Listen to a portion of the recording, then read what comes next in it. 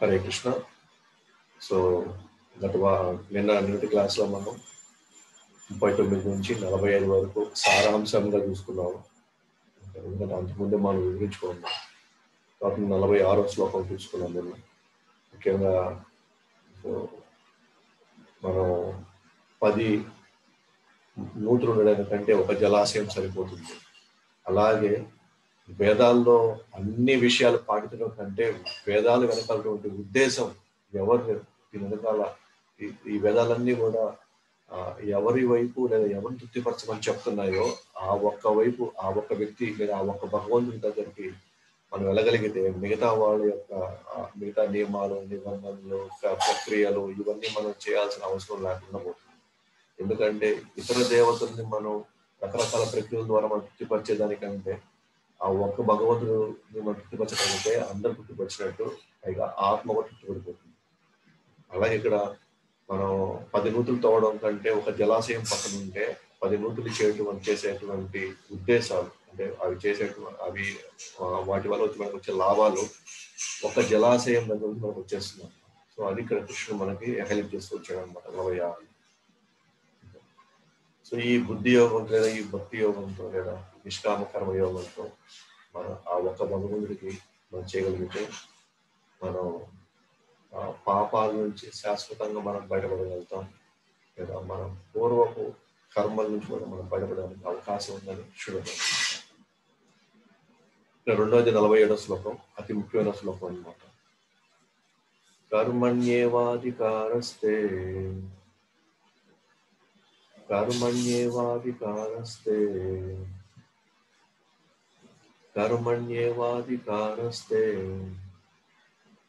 మా ఫలేషు కదాచన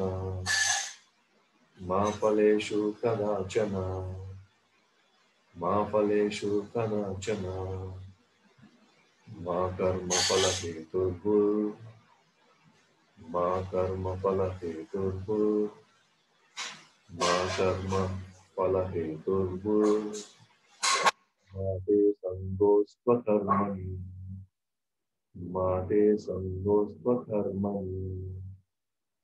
మాతే సంగోస్త్వకర్మణి కర్మణ్యేవాధికారస్తే మా ఫలేషు కదాచన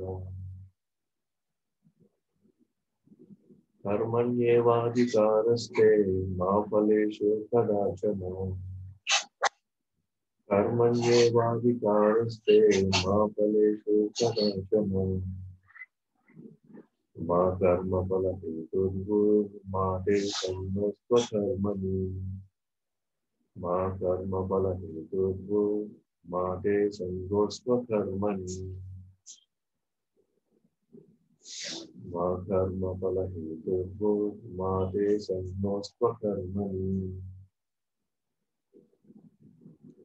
కర్మణ్యేవాధికారస్తే మా ఫలేషు కదాచన మా కర్మ ఫలహేతుర్భు మాతే సంగోస్త్వకర్మణి.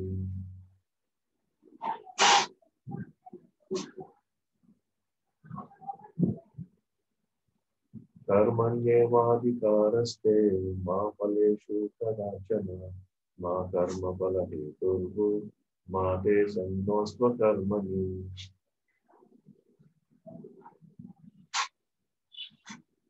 కర్మణ్యేవాధికారస్తే మా ఫలేషు కదాచన మా కర్మ ఫలహేతుర్భు మాతే సంగోస్త్వకర్మణి. ఇప్పుడు మనం భావనలోకి వెళ్తాం. నీ విద్యుత్ ధర్మమును నిర్వహించడానికే నీకు అధికారం ఉన్నది, కానీ కర్మఫలంలో కాదు. నీ కర్మఫలాలకు నీవే కారణమని ఎన్నడూ భావించదు. అలాగే నీ విధి నిర్వహించకపోవడంలో ఆసక్తి చూపదు. సో మనం కర్మణ్ ఏవాధికారస్తే, నీ విద్యుత్ ధర్మాన్ని నిర్వహించడానికే నీకు అధికారం ఉంది. సో మనం ఇప్పుడు ఏ కర్మను మనం చేస్తున్నామో మన వర్ణాన్ని బట్టి, మన ఆశ్రమాన్ని బట్టి, లేదా ఇప్పుడు ఉన్నటువంటి పరిస్థితుల్లో మనము ఒక తండ్రిగా, లేదా ఒక భర్తగా, ఒక భార్యగా, తల్లిగా, చెల్లెలుగా, అక్కగా, లేదా ఒక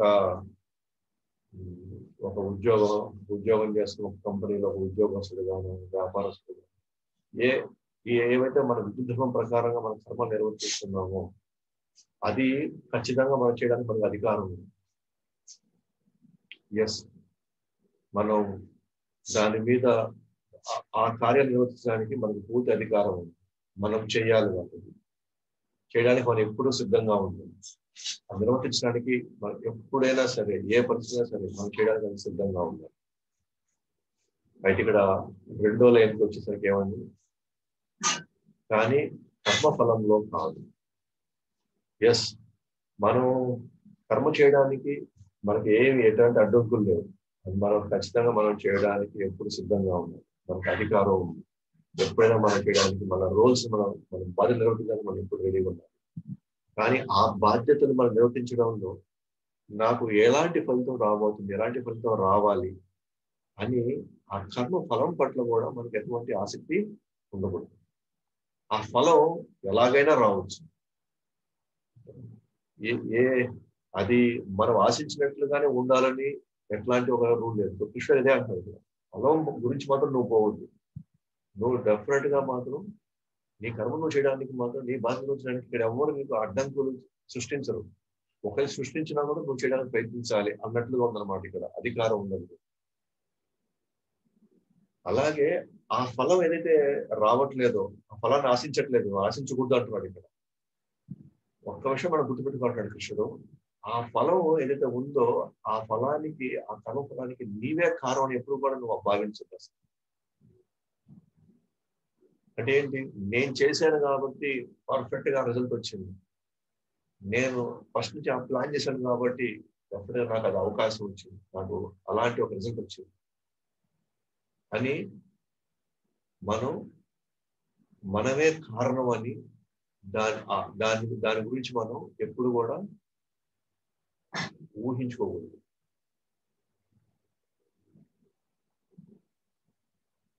ఎప్పుడైతే నువ్వు కర్మఫలాన్ని ఆశించొద్దు అంటాడో, మరి ఫలాన్ని ఆశించకుండా నేను పని నేను విధి ధర్మాన్ని ఎందుకు నిర్వర్తించాలి, నాకేం ఫలం రానప్పుడు, నేను ఫలాన్ని ఆశించినప్పుడు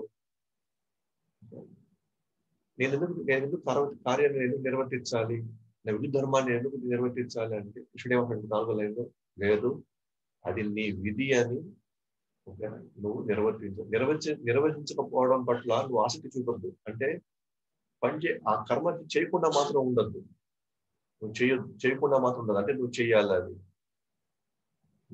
నీ విధి అని నువ్వు చేయడానికే నువ్వు ఎప్పుడు ఆసక్తి చూపించాలి, చేయడానికి ఆసక్తి చూపించాలి తప్ప నిర్వహించకపోవడంలో ఆసక్తి చూపించకూడదు. సో కాబట్టి మనం ఖచ్చితంగా మన ఇప్పుడున్న సమాజంలో డెఫినెట్గా ఈ క్వశ్చన్ వస్తుంది. సో ఫలితాన్ని ఆశించకుండా, ఫలితమే కదా మనకి స్ఫూర్తిగా ఉంటుంది మనం ఏదైనా ఒక కార్యం నిర్వహించడానికి, లేదా ఉద్యోగం చేయడానికి, వ్యాపారం చేయడానికి, లేదా మనం అంచెలంచె ఎదగడానికి ఒక స్ఫూర్తి పెట్టుకుంటాం కదా. స్ఫూర్తి అవసరం కదా, ఖచ్చితంగా స్ఫూర్తి అవసరం. స్ఫూర్తి లేకుండా మనం ముందుకు వెళ్ళలేము. అంటే ఏదో ఒక ఫలం అవసరం, ఆ ఫలమే మనకి స్ఫూర్తి లాగా ఉంది, మనం ముందుకు వెళ్తాం. బట్ కృష్ణ చెప్పిన ఫార్ములా, ఈ ఫార్ములా మనకి టోటల్ ఇప్పుడు కొంచెం భిన్నంగా కనిపిస్తుంది. మనకి నిజంగా దాన్ని అర్థం చేసుకోవడానికి, దాన్ని డైజెస్ట్ చేసుకోవడానికి కొద్దిగా కష్టంగా ఉంటుంది. సో వైపు ఏంటంటే నువ్వు కర్మ నిర్వర్తించు, కానీ ఫలం మీద మాత్రం నీకు ఎలాంటి నువ్వు ఫలాన్ని మాత్రం ఆశించవద్దు. పైగా ఆ ఫలం ఏదైతే ఒకవేళ వస్తే అది నువ్వు కారణం అని అసలు అనుకోవద్దు. 4వది, ఒకవేళ ఫలం రాదు కాబట్టి, లేదా ఫలాన్ని ఆశించకూడదు కాబట్టి ఆల్రెడీ మనకి ఇంట్రెస్ట్ ఉండదు కాబట్టి నేను ఇంకా ఆ కార్యాన్ని నిర్వర్తించుంటే అది కుదరదు, నువ్వు కార్యాన్ని నిర్వర్తించే తీరాలి అని. సో ఇక్కడ మనం గమనించినట్లయితే వివరంలోకి వెళ్తే ఇక్కడ కర్మణ్యేవాది కారస్తే అని ఉంది. కర్మణ్యేవాది కారస్తే అంటే మనం మూడు దశల్లో మనం ఒక కార్యం నిర్వర్తిస్తాం. ఒకటి కర్మ మీద శ్రద్ధ ఉన్న వాళ్ళు, అంటే నేను పనిచేయడానికి ఆసక్తి చూపించేవాళ్ళు, లేదా వాళ్ళు ఎక్కువ వాళ్ళ యొక్క వాళ్ళ జీవితాల్లో వాళ్ళు చేసేటువంటి కార్యాలు కర్మ రూపంలో దాల్చి నాకు ఫలితం వస్తుంది అని ఆ స్థాయిలో అంటే ఫలితాన్ని ఆసక్తి చేసేవాళ్ళు. ఒక విధంగా చెప్పండి, కర్మణ్యేవాధికారస్ అంటే నేను కామ్య కర్మల్లో ఉండేవాళ్ళు, వాళ్ళు ఎంతో కొంత ఫలితాన్ని ఆశించేవాళ్ళు. వాళ్ళు ఒక స్టేజ్ వాళ్ళకి కర్మ మీద శ్రద్ధ ఎక్కువ ఉంటుంది. వాళ్ళు అంటే కర్మ మీద వాళ్ళకి ఎక్కువ అధికారం ఉంటుంది. వాళ్ళు ఆ శ్రద్ధ ఉన్న వాళ్ళు ఆ పనులకే లేదా అటువంటి కార్యాలు నిర్వర్తిస్తారు. రెండోది, ఎవరికైతే కోరిక మీద ఆసక్తి పోయిందో, నెక్స్ట్ జ్ఞానం మీద ఎక్కువ జ్ఞానం, అంటే అసలు ఎవరున్నారు ఇక్కడ ఈ మొత్తం ఈ సృష్టి వెనకాల, ఈ ఈ ఈ ఫలితాలు కాకుండా, ఈ ఫలితాలు ఎప్పుడు చూస్తే ఒకసారి ఫలితం వస్తుంది, ఒకసారి ఫలితం రావట్లేదు, కష్టమైతే పడుతున్నాం, ఒకసారి ఏమో బాగా వస్తుంది, ఒకసారి ఏమో బాగా రావట్లేదు, ఒకసారి ఏమో నాకు అనుకున్నట్టుగా జరుగుతుంది, ఒకసారి అనుకుని జరగట్లేదు. అండ్ నాకు శాశ్వతంగా ఏదైనా ఒక స్థానం కావాలి, శాశ్వతంగా నాకు రిజల్ట్ వచ్చేలాగా, శాశ్వతంగా నాకు ఎప్పటికీ కూడా ఈ ద్వంద్వాల్లో మంచి చెడులు, లేదా ఇష్టము కష్టము, లేదా నాకు ఫలితం వస్తుంది రావట్లేదని వీటిల్లో పడకుండా, ఇంకా దీనికి అతీతంగా ఇంకేదైనా ఉందా, ఇంకా అతీతంగా ఇంకెక్కడైనా దేని గురించి నేను శాశ్వతంగా నాకు దొరికేలాగా ఇంకేదైనా ఉందా అని వెతికే వాళ్ళు జ్ఞాన శ్రద్ధలో ఉన్నారు, వాళ్ళు జ్ఞాన అధికారంలో ఉన్నారు.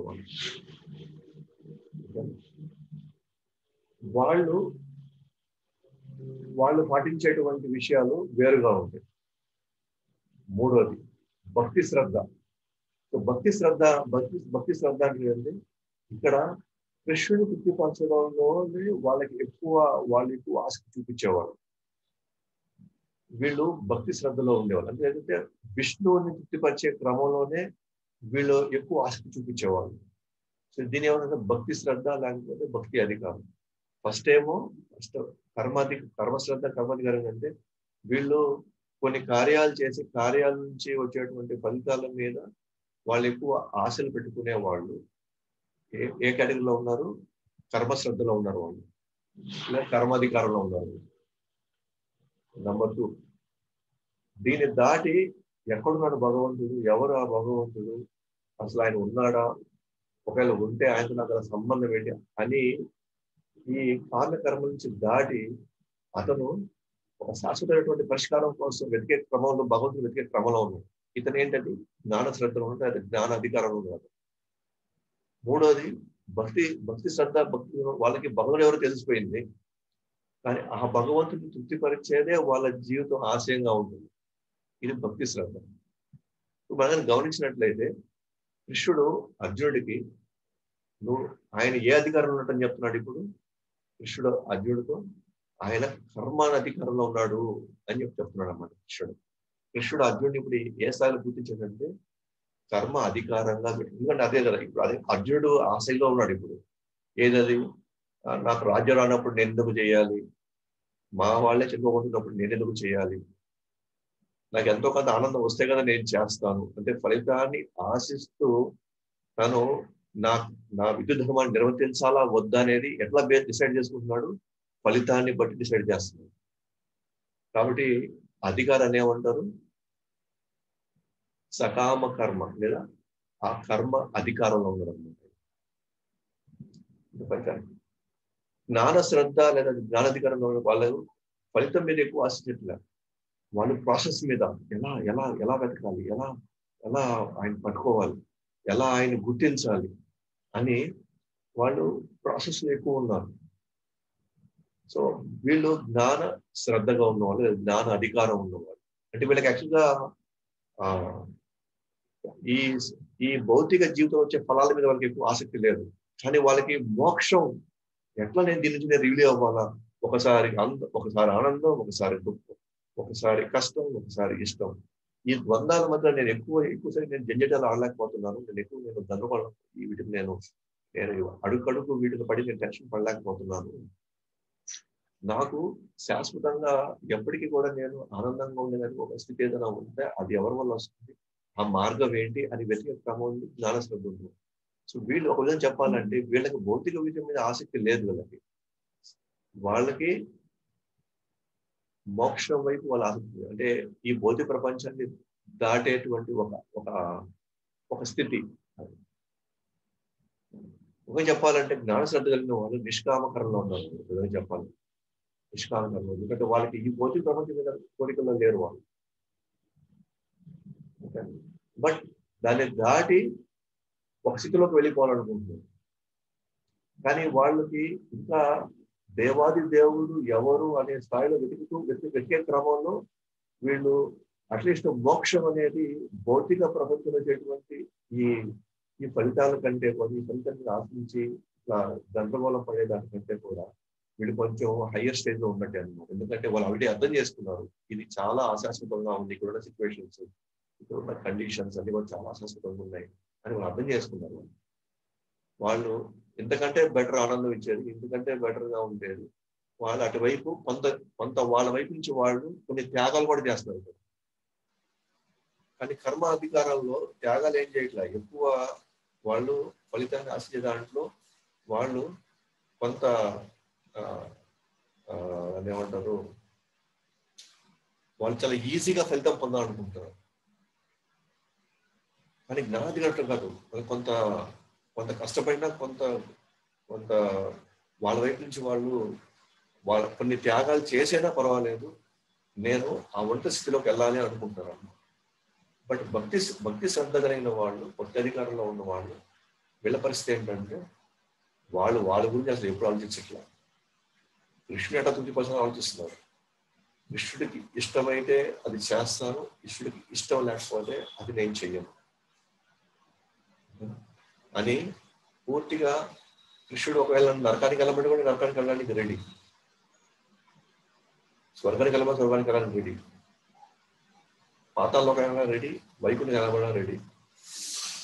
ఓకే, ఎందుకంటే నాకంటూ నేను ఆనందపడడానికి లేదు, కృష్ణుడు ఆనందపడితే చాలు అని నా ఆనందం కోసం కూడా ఏమాత్రం పట్టించుకోకుండా ఆ ఆనందం కోసం వెతికే వాళ్ళు భక్తి శ్రద్ధ లేదా భక్తి అధికారిలో ఉన్నారు.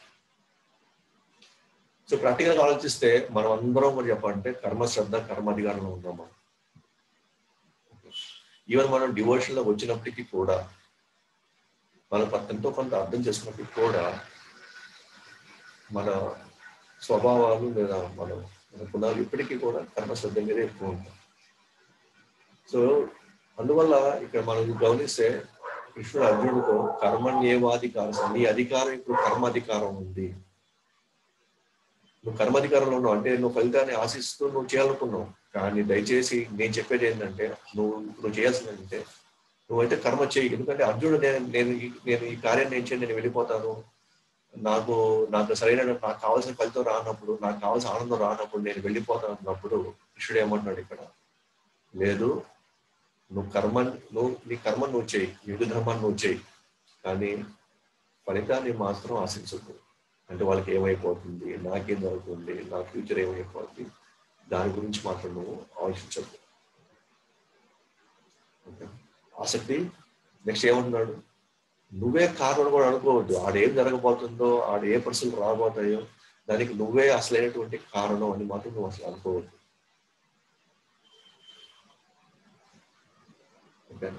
కానీ ఇప్పుడు నీకు ఇప్పుడు ఫలితం ఏమి ఆశించొద్దని అంటున్నావు కదా. కాబట్టి జనరల్ గా మనకి ఏమనిపిస్తుంది, ఇంకేం చేస్తామబ్బా దాని గురించి, వదిలేసి నాకేం రానప్పుడు ఎందుకు చేయాలి. అట్లా కుదరదు. మనం ఆ కార్యాన్ని నిర్వర్తించడానికే చేయాలి. ఎప్పుడైతే ఈ స్థితిలో మనం ఉంటామో, ఈ స్థితిలో మనం ప్రయాణిస్తామో, క్రమక్రమంగా మన సమత్వంలోకి వెళ్ళిపోతాం అనమాట. మన బ్యాలెన్స్ స్టేట్లోకి వెళ్ళిపోతాం. అయితే ఈ మార్గంలోకి ఎప్పుడైతే మన ఫలితం రాదు, దొరకదు అన్నప్పుడే జనరల్ గా మనం ఎంతో కాలంగా కర్మాధికారంలో ఉన్నాం కాబట్టి వెంటనే మనకు ఆసక్తి పోతుంది వాటిని. కానీ కృష్ణుడు ఏమంటాడంటే, లేదు, నువ్వు ఫలితాన్ని ఆశించకుండా నువ్వు ఇంకో మెట్టు పైకి ఎక్కువ. అక్కడ నీకు కొంతకాలం ప్రయత్నించిన తర్వాత నీకు సమత్వం అనేటువంటి ఒక స్థితిలోకి వెళ్ళిపోతావు ఇదే ప్రయాణంలో.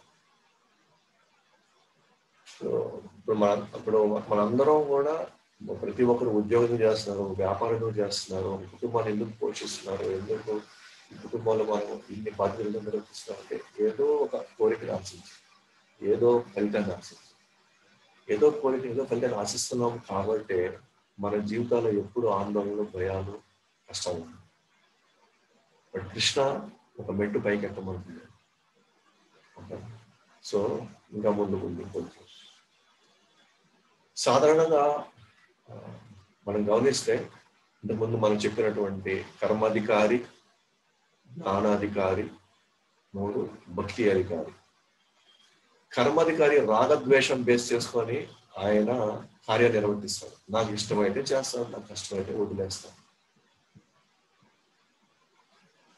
సో రాగద్వేషం మీద చేసే వాళ్ళు డెఫినెట్ గా కర్మ బంధకాల్లో పెట్టుకునేస్తారు. నెక్స్ట్ జ్ఞానం బేస్ మీద ఉన్న వాళ్ళు ధర్మము అధర్మం వైపు ఆ బేసిస్ తీసుకొని ధర్మం అయితే చేస్తారు, అధర్మం అయితే వదిలేస్తారు.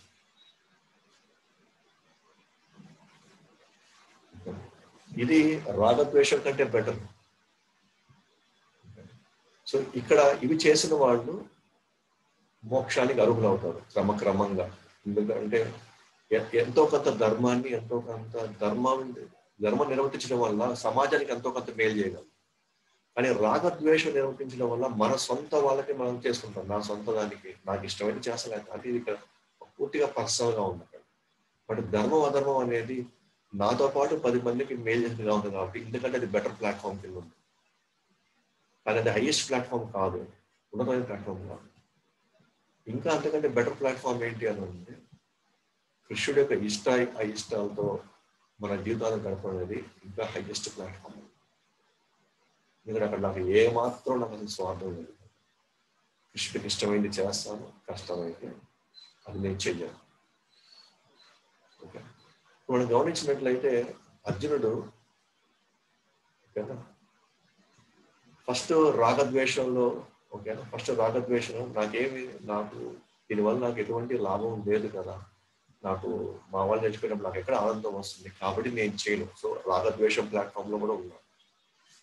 అతను తన యొక్క వివరణ ఇచ్చాడు, లేదా తను అటువైపు దాన్ని ఎక్స్ప్లెయిన్ చేయడానికి ప్రయత్నించాడు, లేదా తను చెప్పేది కూడా నాకు లాభం లేనప్పుడు ఎందుకు చేయడం అన్నాడు, అది అతను వివరించాడు. ఆ తర్వాత ధర్మ అధర్మం దాని గురించి కూడా వివరించాడు. ఏమని, పెద్దవాళ్ళు చంపడం ఎంత మాత్రం ధర్మం అని. నా గురువు అయినటువంటి నా వాళ్ళ మీదే నేను ఎందుకు ఈ విధంగా నేను వాళ్ళని ఇబ్బంది పెట్టి వాళ్ళని కష్టపెట్టడం ఎందుకు? శాస్త్రాలు చెప్తున్నాయి కదా, గురువుని పెద్దవాళ్ళని మనం ఎప్పుడు గౌరవించాలని. అందువల్ల చంపడం అది అధర్మం కదా, ధర్మం అంటే వాళ్ళని చేయాలని ఆ ప్లాట్ఫామ్ లో కూడా చెప్తాడు. మనం గమనించినట్లయితే ఆ రాగద్వేషానికి కృష్ణుడు ఆన్సర్ ఇచ్చాడు 31 నుంచి 38 వరకు. ఏమని చెప్పాడు, నువ్వు నిజంగా ఆనందం పొందాలంటే నువ్వు ఈ ఫైట్ నువ్వు చేస్తే నీకు ఆనందం వస్తుంది. ఎట్లా? నీకు రాజ్యం వస్తుంది, లేదా స్వర్గమైన వస్తుంది. నువ్వు ఫైట్ చేయకపోతే నువ్వు అధోగతి పాలే, నీకు అపకీర్తి వస్తుందని చెప్పేసి రాగద్వేషం లెవెల్ ఆయనకి ఆన్సర్ ఇచ్చాడు. నీకు ఇష్టమైన కష్టమైన నువ్వు చేస్తేనే నీకు ఫలితం వస్తుంది, నీకు లాభం వస్తుంది అని చెప్పాడు. నీకు కీర్తి వస్తుంది, నీకు స్వర్గం వస్తుంది. ఏది నువ్వు చనిపోతే, నువ్వు బతికుంటే నీకు కీర్తి వస్తుంది, ప్లస్ రెండోది రాజ్యం వస్తుంది. అంటే రాగద్వేషాల దగ్గర కూడా ఇష్టమైనప్పుడు చేయడం, కష్టమైతే ఎప్పుడు వదిలేయడం అలా జరగకూడదు. మనం చేసే తీరాలి. ఇది నా ధర్మం అనుకుని చేయాలి. రెండోది ధర్మం అధర్మం ఆ ప్లాట్ఫామ్ లో కూడా ఆయన చెప్పాడు అనమాట. ఏమని, ఒకవేళ ధర్మం నిజమైన ధర్మం ఏంటి అని అంటే కృష్ణుడు ఆ ప్లాట్ఫామ్ లో ఎక్స్ప్లెయిన్ చేస్తాడు. ఏంటది, నువ్వు పెద్దవాళ్ళనే పేరుగా వాళ్ళకు ఉంది, కానీ వాళ్ళు అనేక సందర్భాల్లో వాళ్ళు అధర్మం వైపు నిలిచారు. వాళ్ళు అనేక సందర్భాల్లో ఆ పెద్దవాళ్ళు అధర్మం వైపు నిలిచారు కాబట్టి ఓకే వాళ్ళని చంపడంలో ధర్మం ఉంది అని చెప్తూ ఆయన కోట్ చేశాడు. 6 మందిని మనం చంపేయవచ్చు అని. ఇతర భార్యల్ని తీసుకువెళ్ళిపోవడము, లేదా ఇతరుల యొక్క భూమిని మనం కబ్జా చేయడము, విషమించి చంపిన, లేదా పెద్దవాళ్ళని, పిల్లల్ని, మనం ఆడవాళ్ళని మనం ఇది చేసిన మనం ఇమ్మీడియట్ గా యాక్షన్ తీసుకోవడం, ఇది ఇంకా ఉన్నతమైన ధర్మం అని చెప్పేసి కాబట్టి నువ్వు చేయడంలో ఎటువంటి తప్పేం లేదు. పైగా నువ్వు ఆత్మ గురించి నువ్వు ఎక్కువ దృష్టి పెట్టాలి కానీ శరీరం గురించి నువ్వు ఎక్కువ దృష్టి పెట్టకూడదు అని ధర్మము అధర్మం గురించి ఎక్స్ప్లెయిన్ చేశాడు ఆ ప్లాట్ఫామ్ లో కూడా. అర్జునుడు అనుకుంటున్నాడు ఆయన చేసేది ధర్మము, నేను యుద్ధం చేయకపోవడమే ధర్మం అనుకుంటున్నాడు, యుద్ధం చేసి అధర్మం అనుకుంటున్నాడు. కానీ కృష్ణుడు ఏమన్నాడు, నువ్వు యుద్ధం చేసే నువ్వు ధర్మం పాటించినట్టు, ఎందుకంటే అధర్మం వైపు ఉన్న వాళ్ళని ప్లస్ లోక కళ్యాణం కోసం వీళ్ళు మిగతా అక్కడ ఉన్నటువంటి వ్యక్తులను కానీ అక్కడ ఉన్నటువంటి రాజ్యాలను కానీ వీళ్ళు ధర్మాన్ని పూర్తిగా వీళ్ళు అధర్మాన్ని పాటిస్తారు కాబట్టి దానివల్ల ప్రజలు ఇబ్బంది పడతారు కాబట్టి వాళ్ళు చేసేది అధర్మం, నువ్వు యుద్ధం చేయడం ధర్మం అంటాడు. కానీ అర్జునుడు ఏమనుకుంటాడు, నేను యుద్ధం నుంచి వెళ్ళిపోవడమే ధర్మం, ఎందుకంటే పెద్దవాళ్ళని నేను వాళ్ళని గౌరవించి నేను వెళ్తున్నాను కదా, అంటే వాళ్ళ రుణాన్ని నేను తీర్చుకోవడం ఈ విధంగా నేను తీర్చుకుంటున్నాను కదా అని అర్జునుడు అనుకుంటున్నాడు. చూడండి, మన దృష్టిలో అయితే ధర్మం ఉందో భగవంతుడి దృష్టిలో ధర్మం కాదు. ఎప్పుడు మనం మనకున్న జ్ఞానాన్ని బట్టి, మన ఉండే పరిసరాలను బట్టి, సో మన ఇష్టాలను బట్టి, సో మనం తెలుసుకున్నట్టుగా అక్కడ మనం పొందిన జ్ఞానాన్ని బట్టి మనమే కొన్ని మంచివి, కొన్ని చెడ్డవి, కొన్ని ధర్మం, కొన్ని అధర్మం కొనండి. కానీ యాక్చువల్ వేలో మన హయ్యర్ ప్లాట్ఫామ్ నుంచి కానీ అంటే కృష్ణుడు నుంచి ప్లాట్ఫామ్ నుంచి మనం చూస్తే, లేకపోతే శాస్త్రాల యొక్క కళ్ళలోంచి జ్ఞానచక్షుష శాస్త్రాల కళ్ళ నుంచి కానీ చూస్తే రాగద్వేషాలు, ధర్మ అధర్మాలు మనం నిజంగా మనం అంత విశ్లేషించి మనం పోయి చేయలేము అన్నమాట.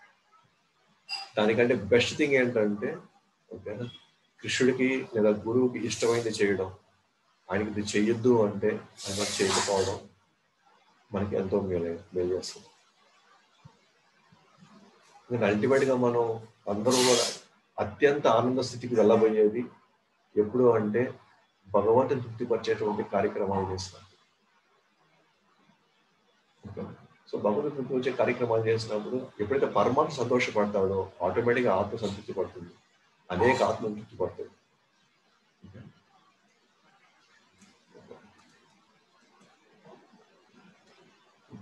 సో ఇప్పుడు ఈ భావంలోకి వస్తే, సో విద్యుత్ ధర్మాన్ని నిర్వర్తించడం మనకి పూర్తి అధికారం ఉంది.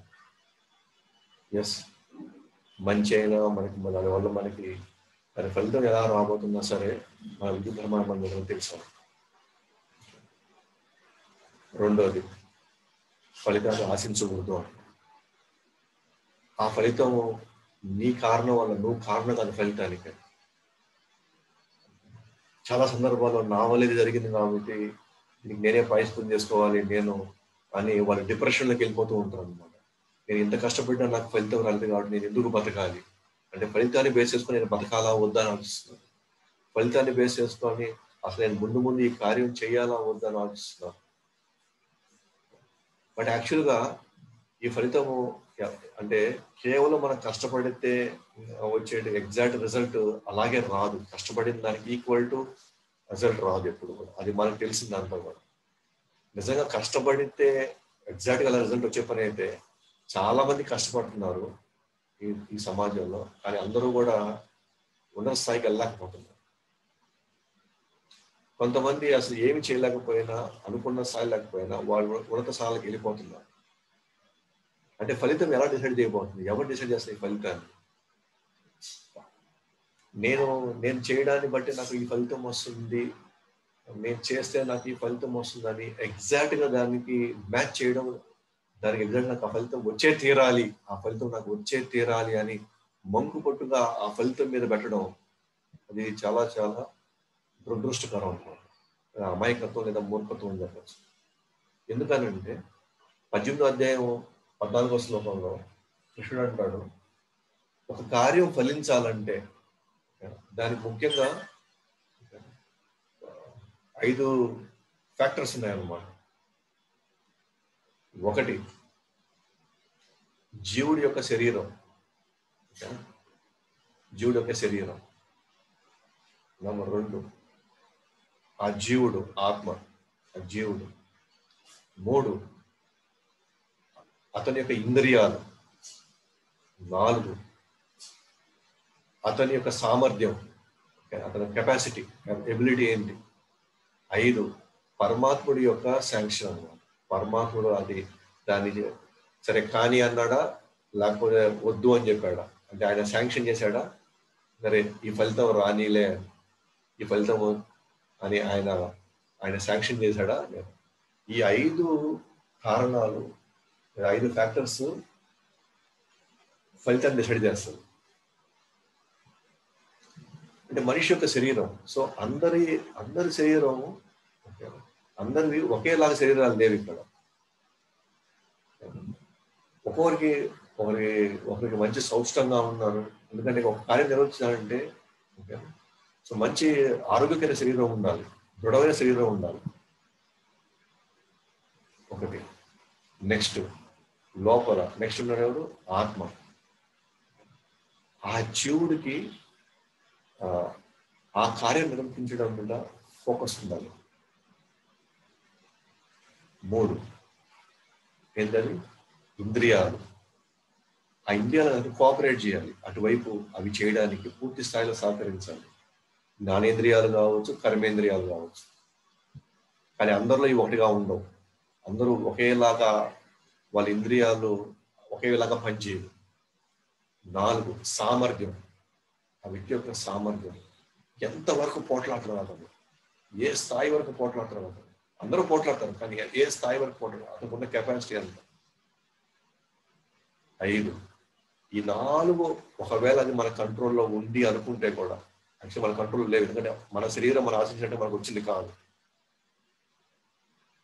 మనలో ఉన్న కోరిక అందరిలాగే అంత బలంగా ఉండాలని కూడా ఇది లేదు. అలాగే ఇంద్రియాలు కూడా అందరిలాగా, కొంతమంది స్మార్ట్ గా త్వరగా పనిచేస్తారు, కొంతమంది లేజీగా చేస్తారు, కొంతమంది నిలకడగా చేస్తారు, రకరకాలుగా పనిచేస్తాయి ఇంద్రియాలు ఒక్కొక్కరు వాళ్ళకి వచ్చేటువంటి గుణాలను బట్టి. 4 వాళ్ళ సామర్థ్యం, అంటే ఎంతవరకు పోరాడుతున్నారు, ఏ లెవెల్ వరకు పోరాడుతున్నారు, సామర్థ్యం. 5 పరమాత్ముడి యొక్క శాంక్షన్. కానీ ఈ 5 మన ఫలితానికి అది బాటేస్తుంది అనమాట. ఈ 5 ఒకేసారి పనిచేయాలన్నమాట మనకు ఫలితం రావాలంటే. కానీ మనం అందరం ఏమనుకుంటామంటే, నేను కష్టపడను కదా, నాకు ఎందుకు రాకూడదు, అది నాకు రానప్పుడు ఎందుకు చేయాలి, వదిలేసేదాన్ని అని అనుకుంటున్నాం. మనం అలా కాకుండా ఫలితం గురించి ఆలోచించకుండా, ఫలితం నాకు ఖచ్చితంగా వచ్చి తినాలి అని ఆ పద్ధతిలోకి వెళ్లకుండా, నా వంతుగా నేను చేయాల్సి నేను చేస్తాను, నా వంతుగా నేను కష్టపడతాను అని ఆ కార్యాన్ని నిర్వర్తించుకోవడం, ఆ ఉద్యోగం చేసుకుంటాడు. ఆ తర్వాత దీనివల్ల నాకు ఏం వస్తుంది, అసలు మైండ్కి ఫలితం గురించి వెళ్ళకుండా నెక్స్ట్ ఇమ్మీడియట్ గా మళ్ళీ ఇంకో కార్యంలోకి వెళ్ళిపోవడం అనమాట. నెక్స్ట్ ఇమ్మీడియట్ గా మనమే ఇంకో గోల్ పెట్టుకొని ఎప్పుడు కూడా నెక్స్ట్ పని మీద, నెక్స్ట్ వాటి మీద ఏం చేయాలని ఇమ్మీడియట్ గా మన ఫోకస్ అంతా కూడా ఆ కర్మను ఎలా నిర్వర్తించాలనే దాని మీద ఉండాలి తప్ప, ఆ కర్మ వల్ల వచ్చే ఫలితం గురించి మనం ఆలోచించుకుంటాం. వచ్చిందా, ఓకే మంచిదే, ఇబ్బంది లేదు. రాలేదా, ఇబ్బంది లేదు, నా వంతుగా నేను మళ్ళీ ట్రై చేస్తాను అని మనం ముందుకు వెళ్ళిపోవాలి. కానీ కర్మ మాత్రం, బుద్ధి ధర్మాన్ని మాత్రం వదలకుండా మనం ముందుకు వెళ్ళిపోవాలి. ఒకవేళ చెప్పండి, కృష్ణుడు ఇక్కడ ఏం చెప్తున్నాడంటే, ఫలితాన్ని ఆశించకుండా నువ్వు నీ సేవని లేదా నీ కర్మను నువ్వు చేయి, దీన్నే నిష్కామ కర్మయోగం అంటున్నాడు. ఎప్పుడైతే ఫలితాన్ని ఆశించకుండా మనం ముందుకు వెళ్ళిపోతామో, ఇది నా ధర్మము, ఇది నేను చేయాల్సిందే కదా అని, దెన్ అక్కడ మనకి ఎలాంటి కష్టము అనిపించదు, లేదా ఎలాంటి ఇబ్బంది అనిపించదు. ఉదాహరణకి మ్యాక్సిమం మన దగ్గర ఉన్న వాళ్ళందరూ కూడా గృహస్థులు ఉన్నారు. మనం బిడ్డను కన్నప్పుడు అప్పుడే రోజులు నిండిన వాళ్ళు, లేదా నెల నిండిన వాళ్ళు, లేదా ఒక సంవత్సరం లోపల పరిస్థితి కానీ మనం ఆలోచించినట్లయితే, నేను ఆ జీవుడి యొక్క తల్లిదండ్రులము అన్న ఒక్క భావన తప్ప లోపల ఇంక మనకి ఏ భావన అక్కడ లేదు. ఇంక వాళ్ళు మనం ఏం చేస్తాం, అతను ఆరోగ్యంగా ఎదగాలి, అతను ఆరోగ్యంగా ఉండాలి అన్న ఒకటే గోల్ ఇక్కడ. నేను అతను ఆరోగ్యంగా చూసుకుంటే నాకేంటి లాభం? అతను ఆరోగ్యంగా ఉండి ఇదైతే అతను పెద్దదైతే నాకు ఎలాంటి స్థాయి వస్తుంది, నాకు ఏ స్థాయి, నా పేరు అప్పుడు మనం ఎప్పుడు మనం ఆలోచించింది లేదు. ఎప్పుడు మనం ఏది కూడా మనకి ఎలాంటి దుఃఖం కానీ కష్టం రాలా. ఎందుకంటే ఆ టైంలో వాళ్ళు అర్ధరాత్రులు అపరాత్రులు వాళ్ళు ఏడ్చేవాళ్ళు. అర్ధరాత్రులు వాళ్ళు ఎన్నో రంగులు వాళ్ళు మన మీద వాళ్ళు మూత్రం పోసిన, లేదా వాళ్ళు మన మీద రకరకాలుగా ఎన్ని రకాలుగా చేసినా సరే మనకి ఎటువంటి దుఃఖం కానీ బాధ కానీ కష్టం కానీ మనకు అసలు కలగలం. కానీ అసలు చెప్పాలంటే మనం ఇంకా ఆనందపడ్డాం మనం. ఎందుకంటే ఇక్కడ ఏ ఫలితాన్ని ఆశించకుండా ఆ బిడ్డ ఎదుగుదల మాత్రమే గోల్గా పెట్టుకున్నాం. ఇక్కడ ఆ ఎదుగుదల అతను బాగుండడానికి మనం ఏం చేస్తాం, ఏ హాస్పిటల్ తీసుకెళ్ళాలి, లేదా అతనికి ఎలాంటి ఇది ఆహారం పెట్టాలి, అతనికి ఇష్టాలకి అతనికి ఎలాంటి ఇది చేస్తే అతను ఇంకా బాగుంటాడు అని కేవలం నేను అది చేస్తే నాకేమొస్తుంది అనే అసలు థాటే మనకు లేదు అక్కడ.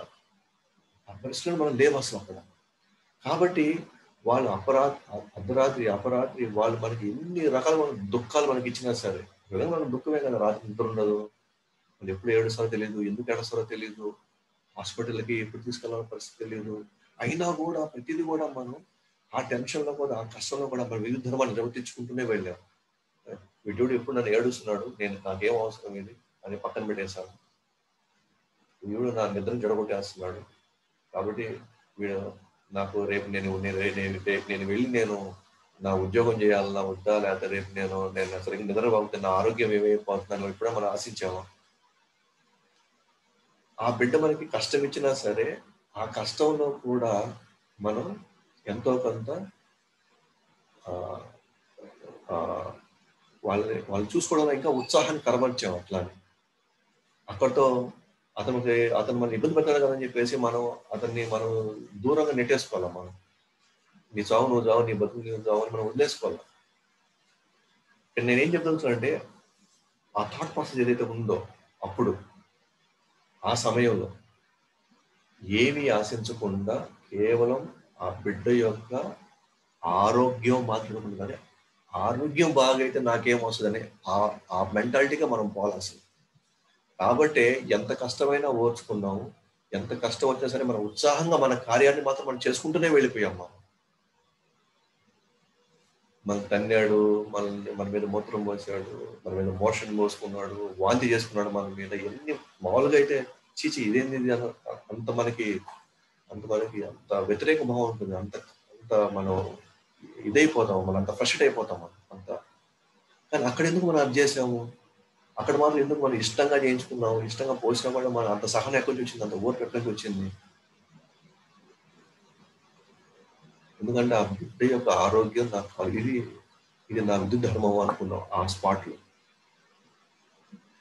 కానీ అదే బిడ్డలు పెద్దవాళ్ళు పెరిగే కొద్ది వాళ్ళ రకరకాల క్లాసుల్లో వాళ్ళకి మార్కులు వాళ్ళ ఇది పెరిగే కొద్ది మనలో ఏం జరిగిందంటే క్రమక్రమంగా వాళ్ళ యొక్క ఎదుగుదలలో మన ఫలితాన్ని చూసుకుంటున్నాం. నెక్స్ట్ ఎప్పుడైతే మనం ఫలితాన్ని ఆశించే ఇదిలోకి మనం వెళ్తామో ఆటోమేటిక్గా వాళ్ళు మన ఫలితానికి వాళ్ళ కార్యాలు నిర్వర్తించకపోతే మనకు కోపం వచ్చేస్తుంది, మనకి విపరీతమైనటువంటి ఇబ్బంది కలిగించేస్తుంది. అప్పుడు మనం తిట్టడం ప్రారంభించవచ్చు. నేను ఎందుకు అనవసరంగా నీకోసం నేను కష్టపడుతున్నాను, నేను ఎందుకు ఇదాను. కానీ అదే కష్టం అప్పుడు నేను చిన్నప్పుడు కూడా నేను ఆ కష్టం. కానీ అక్కడ ఎటువంటి ఎక్స్పెక్టేషన్ లేదు. అక్కడ నేను చేసే నాకు ఏం వస్తుంది అని లేదు. కానీ ఎదిగే కొద్ది మనం ఎప్పుడైతే ఆ ఫలితాలని మనం చూసామో, లేదా పక్కన వాళ్ళ యొక్క ఫలితాలు చూసి నా వాళ్ళు కూడా ఇట్టే రావాలని వాళ్ళ నుంచి మనం ఆశించడం ప్రారంభించాము, అప్పుడు యాక్చువల్గా మనతో విపరీతమైన దుఃఖాలు ప్రారంభమైనాయి.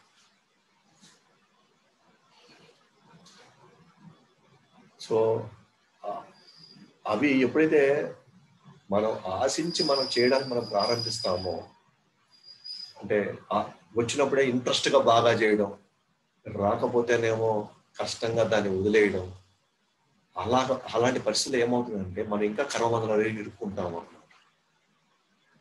చేయాల్సిందే కదా. తల్లిదండ్రులుగా వాళ్ళు పెళ్లి చేసి ఒక బాధ్యతలుగా వాళ్ళకి అప్పచెప్పినంత వరకు మన బాధ్యత ఎంతో కొంత ఉంది. మన కష్టమైన సుఖమైన మంచి చెడైనా ఎంతో కొంత మనం చేసుకొని పోతున్నాం. హిందూ ధర్మం ఇదే అని చేసుకొని వెళ్తూ ఉన్నాం మనం తల్లిదండ్రులుగా. ఇది హిందూ ధర్మం చేసుకుంటూ వెళ్తాం. కానీ ఆశించకుండా దాన్ని చేస్తే మన కర్మబంధంలోకి ఇరుక్కోమంటాం మనం. అంటే వాళ్ళు పెద్ద ఇంజనీర్ అయినా సరే, డాక్టర్ అయినా సరే, వాళ్ళ లాయర్ అయినా ఏమైనా కానివ్వండి, నువ్వు నాకు ఏమవుతావు, తర్వాత నాకు ఏమి ఇస్తావు, నువ్వు నన్ను ఎక్కడ పెడతావు, నన్ను చూసుకోవాలి, నాకు అనవసరం. నేను తల్లిదండ్రులుగా మీకు పెట్టాల్సింది నేను పెట్టేసాను, మీకు చేయాల్సింది చేశాను. మీరు ఎలాగా దాన్ని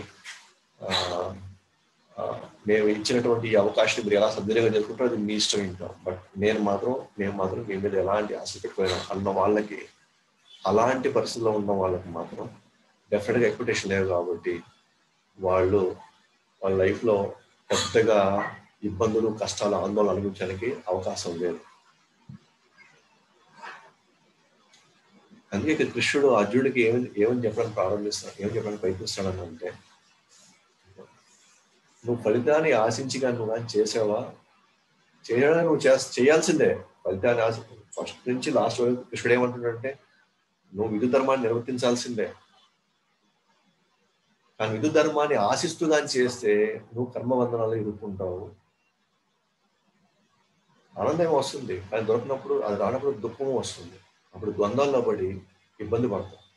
ప్లస్ కొన్ని పుణ్యకర్మలు, పాపకర్మల వల్ల మళ్ళీ నువ్వు భౌతిక జగత్తుకు రావాల్సిందే.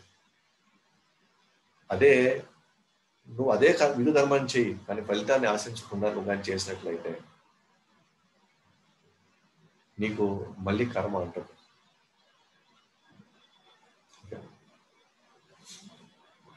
డెఫినెట్గా నువ్వు ఆ కర్మ అనుభవించడానికి ఇంక నీకేమి లేదు కాబట్టి, ఎందుకంటే నువ్వు జీవితాంతము ఫలితాన్ని ఆశించకుండా నీ కర్మలు నువ్వు చేశావు కాబట్టి నీకు ఆ కర్మ అనుభవించడానికి ఇంకే కర్మలు లేవు ఇక్కడ. ఇంకా కర్మ అంటలేదు మనకి, పుణ్యం దొరకలా, పాపం అంటలేదు. దాని అర్థం ఏంటి? మనం మోక్షం వైపు మన ప్రయాణం ఉంది అని అర్థం. ద్వంద్వాలకు అతీతంగా మన ప్రయాణం ఉండబోతుంది అని అర్థం. సో అంటే ఫలితాన్ని ఆశించకుండా చేసేటువంటి ఒక ఫేజ్ మన జీవితంలో ఉంది మన జీవితంలో. అది పిల్లలు పుట్టినప్పుడు వాళ్ళ బాగోగులు చూసుకునే క్రమంలో మనం ఏ ఫలితాన్ని ఆశించాలి. అతని ఆరోగ్యము, అతని ఎదుగుదల తప్ప మనం ఇంకేం ఆశించాలి. మంచి తనకి కష్టం వచ్చినా ఎన్ని వచ్చినా మనం చేసాము కాబట్టి మనకి అక్కడ ఎటువంటి దుఃఖం అనిపించలా. పైగా ఇది నా విధి అని నిర్వర్తించేసాం మనం, నేను చేయాల్సిందే కదా. కానీ ఎదిగిన తర్వాత మాత్రం మనం ఆశించినట్టు ఫలితం లేదు కాబట్టి, అయితే వస్తే రాకపోయినా, వస్తే కొద్దిగా ఇంట్రెస్ట్గా చేస్తాము, రాకపోతే కొద్దిగా కష్టంగా చేస్తాం. బట్ నిర్వర్తిస్తాము, కానీ లోపల అంటే ఆ ఉత్సాహంతో మాత్రం మనం ఎందుకంటే ఫలితాన్ని ఆశించాం కాబట్టి. సో మనం ఏం చేయాలంటే, ప్రాక్టికల్గా ఏం చేయాలంటే, మనం ఏ రోల్ తీసుకున్నా సరే, అది ఉద్యోగం చేసుకున్నా సరే, వ్యాపారం తీసుకున్నా సరే, ఇంట్లో మనం రకరకాలటువంటి పాత్రలు మనం పోషిస్తున్నా సరే, ఆ పాత్రకి మనం పర్ఫెక్ట్గా న్యాయం చేయడానికి ప్రయత్నించాలి. ఉదాహరణకి ఇప్పుడు మాతాజీ అనుకోండి, నా విధి నేను వండి పెట్టాలి, వాళ్ళు బాగా తినాలి, తృప్తిగా తినాలి. ఎస్, దానికి కావాల్సింది మాత్రం చేయడానికి మనం చేయాలి. కానీ నన్ను వీళ్ళతో మెచ్చుకోవాలి, నన్ను ఖచ్చితంగా ఈ స్థాయిలో నన్ను పొగడాలి, నన్ను ఈ విధంగా నన్ను గుర్తించాలి అని ఆశించిగా మనం చేస్తే, బాగుంటే చెప్పచ్చు, బాగా లేకపోతే తిట్టచ్చు, లేదా బాగున్నా కూడా చెప్పకుండా కూడా వెళ్ళిపోవచ్చు. ఎందుకంటే మనం ఆశిస్తున్నాం కాబట్టి డెఫినెట్ గా దాని యొక్క ఇది మన మీద పడచ్చు. పడి ఎలాగో వీళ్ళు నాకు ఏమని చెప్పు కాబట్టి నెక్స్ట్ టైం మనం చేసేటప్పుడు మనం అది ఆసక్తిగా చేయము. కానీ విధియం చేస్తాము, కానీ ఆసక్తిగా చేయము. అదే అదే ప్రభుజీలు కూడా మనం వెళ్ళామా వర్క్ ఆ పనిని ఎంజాయ్ చేయాలి. మనం చేసే ఆ వృత్తిని మనం ఎంజాయ్ చేయాలి. వృత్తిని ఎంజాయ్ చేసామంటే ఫలితాన్ని గురించి మనం పెద్దగా పట్టించుకోము. సో మన సాధారణంగా మన ఎదిగిన వాతావరణం ఎలా ఉంటుంది, మన చిన్నప్పటి మనం ఎదిగిన వాతావరణం ఏంటంటే ఫలితాన్ని బేస్ చేసుకొని మనల్ని పెంచారనమాట. ఫలితం వస్తేనే నువ్వు గొప్పవాడి, ఫలితం రాకపోతే నువ్వు దేనికి పనికిరాని వాడి అనేటువంటి ఆ దృఢమైనటువంటి ఆ ముద్రలో మనం మనసులో వేయడం వల్ల, ప్రతిదీ కూడా మనం ఆశించి చేయడం వల్ల మనకి ఎప్పుడు జీవితాంతం మనం దుఃఖంలోనే ఉన్నాం. జీవితాంతం అనేకమైనటువంటి అది యాక్చువల్లీ ఇప్పటికైనా చూడండి, ఇప్పుడు మనందరి జీవితాల్లో కొన్ని వేల కోట్ల మంది కానీ మన జీవితాలు బాగున్నాయి.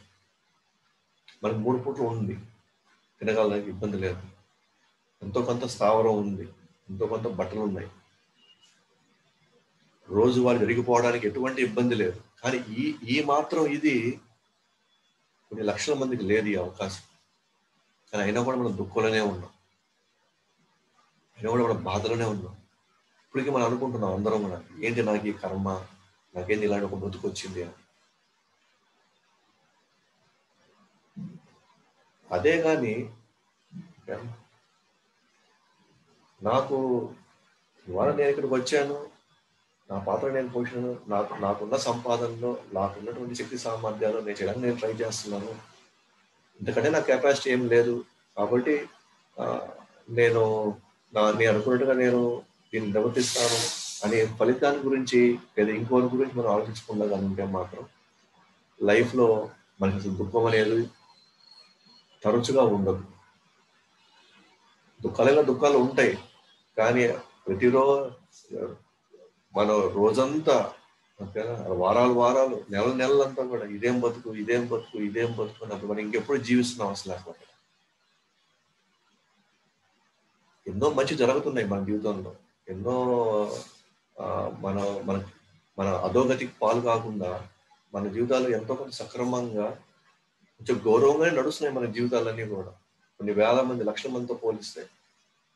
కానీ అయినా కూడా మనకి ఎక్కడ కూడా ఆనందం కానీ మనకి ఎక్కడ కూడా తృప్తిగా అనిపించింది. ఎందుకంటే మనం ఫలితాన్ని బేస్ చేసుకొని మన జీవితాలు జీవిస్తున్నాం. మనం ఎందుకు అలా జీవిస్తున్నాం అంటే మనం చిన్నప్పటి నుంచి మనకు అలాగే అలవాటు చేశారు. ఫలితాన్ని ఆశించి చేయడమే జీవితం అన్నట్టుగా ఉంది. కానీ యాక్చువల్గా ఆధ్యాత్మిక జీవితం అంటే యాక్చువల్గా ఈ భౌతిక ప్రపంచంలో అన్నీ కూడా అశాశ్వతం కాబట్టి, ఫలితం కూడా అశాశ్వతం కాబట్టి, అంటే ఫస్ట్ ఆఫ్ ఆల్ తెలుసు ఫలితం కూడా అశాశ్వతమే. ఎందుకంటే ఆ ఫలితము 5 కారణాల మీద ఆధారపడి, 5 ఫ్యాక్టర్స్ మీద ఆధారపడి, అది మనం డిస్కస్ చేసుకున్నాం. సో వీటిని బేస్ చేసుకొని కృష్ణుడు శాంక్షన్ చేస్తేనే అది జరగడమా జరగకూడదని జరుగుతుంది. కానీ మనం ఏం చేస్తాం, నేను కష్టపడాలి కంటే నాకు దొరికే తీరాలి, నేను ప్లాన్ చేశాను కాబట్టి నేను అనుకున్నట్టుగా అది ఎగ్జిక్యూట్ కావాలి ఆ ప్లాన్ అని అనుకుంటున్నాను. కానీ ఇక్కడ ఏది మనకు కంట్రోల్ లేదు. బట్ ఏది మన కంట్రోల్లో ఉంది అంటే నేను కార్యం చేయడం మాత్రం నా కంట్రోల్లో ఉంది. నా విధిని నేను నిర్వర్తించడం మాత్రం పూర్తిగా నా కంట్రోల్లో ఉందన్నమాట. అది తప్ప ఇంకేది మన కంట్రోల్ లేదు. కాబట్టి కార్యాన్ని నిర్వర్తించడంలో మనం నిమగ్నం అయితే ఫలితం ఇంచుమించుగా అలాగే వస్తుంది కూడా. కానీ ఫలితాన్ని మాత్రం ఖచ్చితంగా ఇలాగే రావాలి, ఇలాగే ఉండాలని మాత్రం మనం ఎప్పుడు కోరుకోకూడదు. ఇవాళ అర్జునుడు ఇవాళ మనం గమనించినప్పుడు, ఈ పరిస్థితుల్లో అర్జునుడు గమనించినప్పుడు ఏ స్థాయికి వెళ్ళిపోయాడు అర్జునుడు. ఏమో నేను నిలబడలేకపోతున్నాను, నా కళ్ళు తిరిగిపోతున్నాయి, విపరీతమైనటువంటి భయాందోళనకి, అసంతృప్తికి లోనే అతను కుప్పకూలిపోయాడు. దానికి కారణం ఏంటి అంటే ఫలితాన్ని ముందే ఆశించి నేను కార్యాన్ని నిర్వర్తించాలా వద్దా అని ఫలితాన్ని బేస్ చేసుకొని ఆయన నిర్వర్తిస్తున్నాడు. ఫలితాన్ని బేస్ చేసుకొని నిర్వర్తించినప్పుడు ఏమవుతుందంటే మన ఊహంతా ఫస్ట్ ఫలితం మీదకి వెళ్తుంది. ఫలితాన్ని బేస్ చేసుకొని మనం కానీ కార్యం నిర్వర్తించినట్లయితే మనం కొన్ని సందర్భాలు సక్సెస్ అవ్వచ్చేమో, కానీ ఎక్కువ సందర్భాల్లో మనకున్నట్టుగా ఫలితం రాదు. ఇది జనరల్గా అన్నమాట. అంటే సర్వసాధారణ పరిస్థితుల్లో అన్ని సార్లు మనకి అనుకున్న ఊహించిన ఫలితం రాదుగా. అప్పుడు ఫలితం వచ్చినప్పుడు మనం బాగుండి, ఫలితం రాకుండా మనం దుఃఖపడితే అప్పుడు మన జీవితం గందరగోళం అయిపోతుంది. కాబట్టి ఇప్పుడు ఫర్ ఎగ్జాంపుల్ మన స్టూడెంట్స్ కానీ తీసుకున్నాం అనుకోండి, ఓకే, నేను ఈ ఎగ్జామ్కి నేను బాగా ప్రిపేర్ అవ్వాలి అని అనుకుంటే వెరీ గుడ్. ఎస్, బాగా ప్రిపేర్ అవ్వడం నా చేతుల్లో ఉంది. బాగా ప్రిపేర్ అవ్వడం నా చేతుల్లో ఉంది. ఉదయం నుంచి రాత్రి దాకా ఎన్ని గంటలు కంటే అన్ని గంటలు, ఎలా కావంటే అలాగా, అది నా చేతుల్లో ఉంది. విద్యుత్ ధర్మాన్ని నిర్వర్తించడం నా చేతుల్లో ఉంది.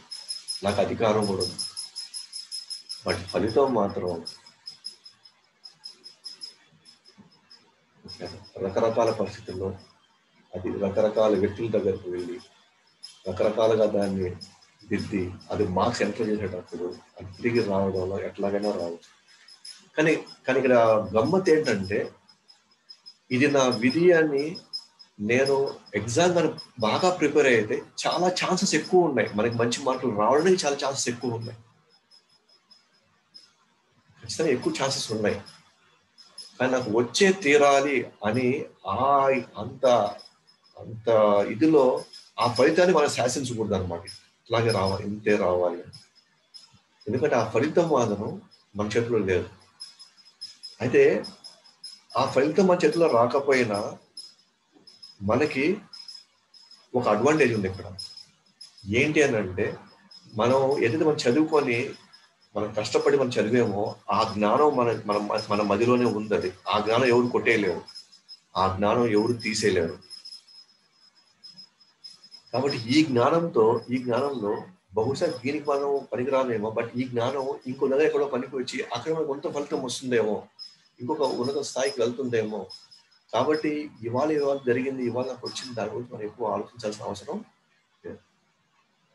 మన జ్ఞానం మనకి ఇంపార్టెంట్. మనం ఆ కాన్సెప్ట్స్ బాగా అర్థమైనాయా, అది నా జీవితంలో ఉపయోగించడానికి నాకు మంచి అవకాశం ఇచ్చిందా అంటే, ఒట్టి మార్కులు తెచ్చుకొని ఈ జ్ఞానం లేకపోతే ప్రయోజనం ఏంటి? చాలా మంది ఏమనుకుంటారంటే, ఇప్పుడు ఫలితం మీద బేస్ చేసుకొని కష్టపడడం మానేశారు. ఎస్, ఫలితం వచ్చింది, కానీ నీ దగ్గర ఆ జ్ఞానం లేదు, ఆ ఫౌండేషన్ లేదు నీకు. ఇప్పుడు రేపు జీవితాంతం ఈ ఫౌండేషన్ లేదు కాబట్టి జీవితాంతం మనం ఆ ప్రమోషన్లోనో అక్కడో ఇక్కడో ఎక్కడో దగ్గర మనం ఆ జ్ఞానం లేక వాళ్ళని అడుక్కోవడం వీళ్ళని అడుక్కోవడంలో జీవితాంతం దుఃఖంలోకి వెళ్ళిపోతుంది. కానీ మనం కార్యం నిర్వర్తించడంలో మాత్రమే నాకు అధికారం ఉందని చెప్పేసి నా నా నా డ్యూటీ నేను చక్కగా నిర్వర్తించాను అనుకోండి, ఓకే, నేను చేసిన దానికి, నేను అనుకున్న దానికి, నేను సంపాదించిన అది ఎక్కడికి పోకుండా రేపు నాకు మంచి అవకాశం వచ్చినప్పుడు ఈ జ్ఞానం నేను ప్రదర్శించినప్పుడు నేను అప్పుడు ఆటోమేటిక్గా ఉన్న స్థానానికి వెళ్ళిపోవచ్చు. సో బెటర్ థింగ్ ఏంటంటే, ఆ కార్యాన్ని నిర్వర్తించడంలో మనం ఎక్కువ శ్రద్ధ పెట్టి ఆ కార్యంలో వచ్చే ఫలితాన్ని మీద మన ఎదురుగా మనం పెట్టుకోకుండా ఉంటే మనం ఆ వర్క్ని ఎంజాయ్ చేస్తాం అన్నమాట. అదే ఆ కార్యాన్ని మనం చాలా ఉత్సాహంతో ఆనందంతో చేస్తాము. సో మనం ఆ మెంటాలిటీలోకి రావాలి. సో మీకు నేను చాలాసార్లు చెప్పాను కూడా అనమాట ఈ విషయం. నేను ఎప్పుడైతే ఇంతకుముందు ఇనిషియల్ డేస్లో ఇంతకుముందర నేను క్లాస్ చెప్తే వాళ్ళందరూ కూడా అబ్బా అనాలనుకున్నాను, సూపర్గా ఉంది సార్, బాబు భలే ఉంది క్లాసు, భలే పాయింట్స్ చెప్పారు అని ఆశించి చెప్పినప్పుడు, అలా ఆశించి నేను క్లాస్ ప్రిపేర్ అయినప్పుడు ఎప్పుడు టెన్షన్ ఉంటుంది అనమాట లోపల. అంటే వీళ్ళు నేను మెప్పించేలాగా నేను మాట్లాడుతున్నాను లేదా, అంటే కంట్రోల్ ఎవరి చేతిలో ఉంది, వాళ్ళ కంట్రోల్ నేను వాళ్ళ కంట్రోల్లోకి వెళ్ళిపోయాను. వాళ్ళు మెచ్చుకుంటేనేమో అబ్బా వీళ్ళు నా సొంత వాళ్ళు అనుకోవడం, ఎవరైతే నాలో నిజంగానే నేను కొన్ని సరిగ్గా నేను చెప్పినప్పుడు, కొంతమంది జెన్యున్గా అది మీరు సరిగ్గా చెప్పలేదన్నప్పుడు ఇప్పటికి మనకి ఏమవుతుంది, ద్వేషం వస్తుంది ఆటోమేటిక్గా. మనసులో ఈసారి క్లాస్ అని మెచ్చుకోరు, ఈసారి క్లాస్ ఇది అవుతుందో అది అవుతుందో దాన్ని ఇది చేస్తారు. కంప్లీట్గా ఫోకస్ ఎక్కడికి వెళ్ళింది, ఫలితాన్ని బేస్ చేసుకొని 10 మందికి వెళ్ళిపోయింది. కానీ కొంతమంది సీనియర్ డివోటీ దగ్గర నేను విన్న తర్వాత నేను నేర్చుకున్నానంటే దాన్ని పక్కన పెట్టేసి వాళ్ళు మెచ్చుకుంటారు మీకు కాదు, నువ్వు ఎంజాయ్ చేస్తున్నావా లేదా, నీ ప్రిపరేషన్ని నువ్వు జ్ఞానం పొందుతున్నావా లేదా, నువ్వు అర్థం చేసుకుంటున్నావా లేదా, నీకు ఉపయోగపడుతుందా లేదా, జస్ట్ అంతవరకే అంతవరకే నువ్వు నేర్చుకొని అది నువ్వు చెప్పు. వాళ్ళకి అది అర్థమైందా, వాళ్ళకి నచ్చిందా, వాళ్ళకి అది ఉపయోగపడుతుందా లేదా అనేది అది వాళ్ళకి వదిలేసి, డౌట్స్ అడిగారా ఓకే అది క్లారిఫై చేసి, లేదా వాళ్ళు వచ్చేసి ఇప్పుడు మీరు అక్కడ పాయింట్ సరిగ్గా చెప్పలేదు, కొద్దిగా మీరు కన్ఫ్యూజ్ చేశారన్నారా, నువ్వు నేర్చుకొని ఇంకా బాగా చెప్పడానికి నువ్వు ప్రయత్నించు అని చెప్పారు. ఇక్కడ ఏమైంది, ఇక్కడ కర్మణ్యేవ అధికారస్తే, అధికారం మనకి కర్మ చేయడంలో మనకి అధికారం ఉంది, కానీ ఫలితాన్ని మనం డిఫరెంట్గా మనం ఆశించి మనం డిఫరెంట్ లెవెల్స్ మనం రియాక్ట్ అయ్యాం అనుకోండి, మన జీవితంలో హ్యాపీగా ఉండలేం, పైగా మళ్ళీ మనం కర్మబంధాలు ఎదుర్కొంటాం. సో ఆ విధంగా ఇక్కడ అర్జునుడికి కృష్ణుడు, నువ్వు నీ విధ ధర్మం ఏదైతే ఉంది, క్షత్రియుడు కదా, క్షత్రుడు దేనికోసం చేయాలా, ధర్మయుద్ధం చేయాలి కదా, ఆ ధర్మయుద్ధంలో నీ ప్రాణం పోవచ్చు, వాళ్ళ ప్రాణం పోవచ్చు, ఏమైనా జరగచ్చు కదా, అది సహజ సిద్ధం, ఒక యుద్ధంలో సహజ సిద్ధమైంది. అంతవరకే నువ్వు ఆలోచించు,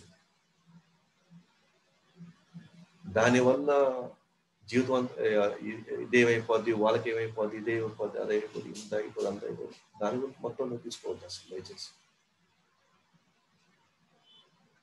ఓకే, సో కృష్ణుడు మొదటి నుంచి లాస్ట్ వరకు కూడా అర్జునుడిని విధు ధర్మాన్ని నిర్వర్తించు, కానీ దాంట్లో ఆ విధు ధర్మాన్ని ఎలా నిర్వర్తించాలో, ఏ అంశాలు తీసుకోవాలో, ఏ అంశాలు తీసుకోవద్దో, తద్వారా ఇదే విధు ధర్మం ద్వారా నువ్వు ఈ పాప ఫలితాల నుంచి బయటపడి కంప్లీట్గా మనం గోలోకం చేరుకోవచ్చు. చాలా మంది అనుకుంటారు ఇవన్నీ త్యజించేసిన తర్వాత నేను ఒక దగ్గర కూర్చొని నేను హరే రామ హరే కృష్ణ అనుకుంటా, లేకపోతే నేను చేసుకుంటే అప్పుడు అది భక్తి అనుకుంటున్నాం మనం. అట్లా కాదు, మనకిచ్చినటువంటి మనకున్న రోల్స్లో, మనకున్నటువంటి మనం చేసేటువంటి అనేక బాధ్యతలు, నిర్వర్తించిన అనేక బాధ్యతల్లో కూడా ఇది కృష్ణుడు చేయమన్నాడు, ఈ కృష్ణుడికి ఇది చేస్తే ఇష్టము, లేదా ఇది నేను ఆ బాధ్యత నేను తీసుకున్నా కదా, నేను తల్లి అనే ఒక బాధ్యత నేను తీసుకున్నా, తండ్రి అనే బాధ్యత నేను తీసుకున్నా, లేదా భర్త అనే బాధ్యత నేను తీసుకున్నా, భార్య అనే బాధ్యత నేను తీసుకున్నా.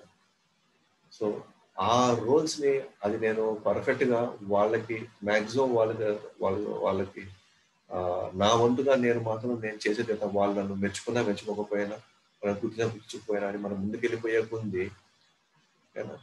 మనం చేసే ఈ కార్యం వల్ల నిజం చెప్తున్నాను, మనం ఆశించకుండా మనం చేసే కార్యం వల్ల యాక్చువల్గా ఎక్కువ మంది ఇంప్రెస్ అవుతారు.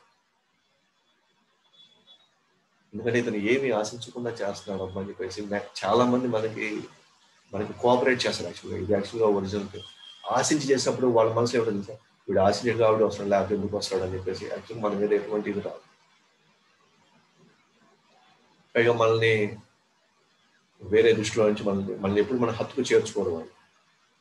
కానీ వీళ్ళు విధియం చేసుకుని వెళ్తున్నారు, మనం ఉన్నా లేకుండా చేసుకుని వెళ్తున్నప్పుడు యాక్చువల్గా వాళ్ళ పట్ల తెలియని ఒక గౌరవం వస్తుంది, తెలియకుండానే వాళ్ళకి దగ్గర అవ్వాలని అనిపిస్తుంది అందరికీ కూడా. ఇది సత్యం అన్నమాట. అందువల్ల మనం ఇక్కడ గమనించినప్పుడు మనం చేసే ఈ కార్యక్రమాన్ని, విధు ధర్మాన్ని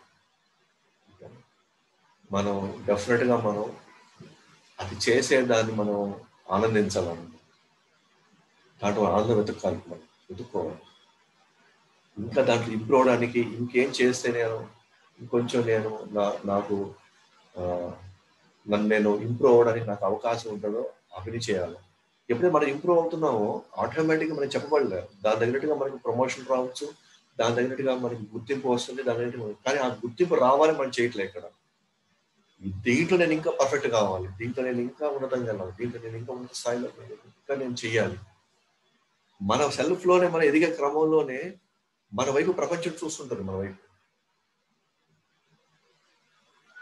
కానీ దాని తర్వాత మనకి ప్రపంచం నా వైపు చూస్తుందని చెప్పేసి మళ్ళీ మన ఫోకస్ వచ్చేసి వాళ్ళ మీద కలగకూడదు, మళ్ళీ మన మీద ఫోకస్ ఉండాలి, మళ్ళీ మన ఎదుగుతూనే ఏం చేయాలి అది ఆలోచిస్తూనే ఉండాలి. ఇంకా అందుకని మనం గమనించినప్పుడు గొప్ప గొప్ప వాళ్ళంతా కూడా ఈ ప్రపంచంలో ఒక స్థాయి వరకు సకామ కర్మలో లాభాల కోసం చూస్తారనమాట అందరూ కూడా.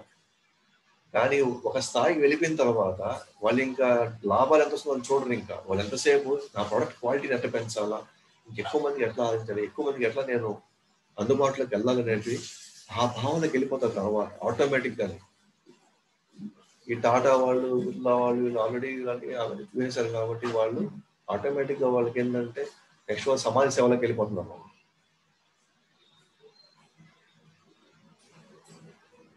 కానీ కృష్ణ మనకి ఆ ప్రిన్సిపల్ అదే చెప్తున్నాడు. ఏమని?